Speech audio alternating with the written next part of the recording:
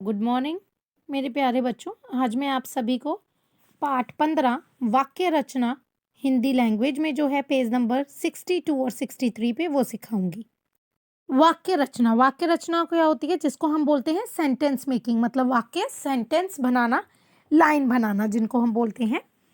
मोर है जैसे आपका इसमें, तो मोर पे क्या पंक्तियां हो सकती हैं, क्या लाइनें हो सकती हैं, क्या वाक्य बना सकते हैं। जैसे मोर पक्षियों का राजा है, यह भारत का राष्ट्रीय पक्षी है, हमारा नेशनल बर्ड है, ये राष्ट्रीय पक्षी है ये हमारा। यह बड़े बड़े वृक्षों पर रहना पसंद करता है, जो बड़े बड़े वृक्ष होते हैं उन पे रहता है मोर। इसके पंख बहुत सुंदर होते हैं, जैसे हम सभी को पता है कि पंख जो है मोर के बहुत सुंदर होते हैं। इसके सिर पर मुकुट जैसी खूबसूरत कलगी होती है।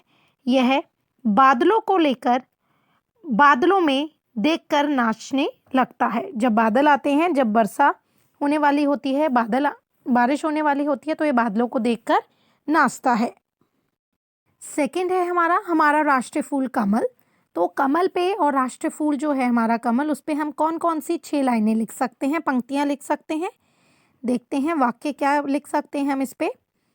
हमारा राष्ट्रीय फूल कमल है, यह कीचड़ में खिलता है, इसका रंग गुलाबी होता है, ये गुलाबी रंग का होता है, इसकी पंखुड़ियां बहुत सुंदर होती हैं, और इसकी जो पंखुड़ियां होती हैं, जो पत्तियां होती हैं, वो बहुत सुंदर होती हैं।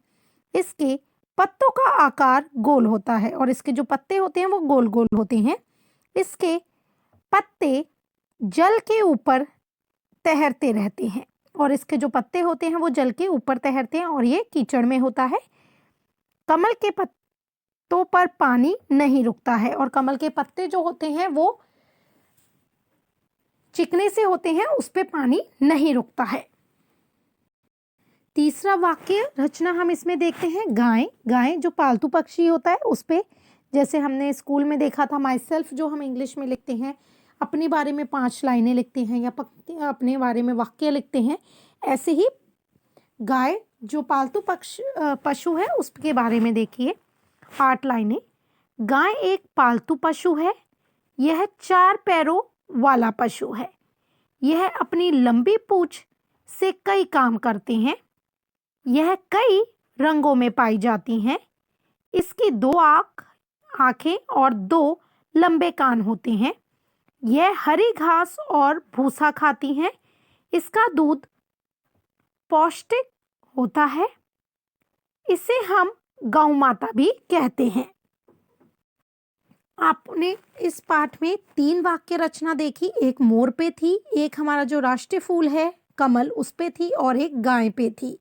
ऐसे ही हमें वाक्य रचना हमें सोच के उसके बारे में जो भी हमें टॉपिक मिलता है, या कोई भी हमें जो भी चीज़ पे हमें लिखनी होती हैं लाइनें, सेंटेंस लिखना होता है, तो हमें वाक्य रचना हमने आज इसमें सीखी।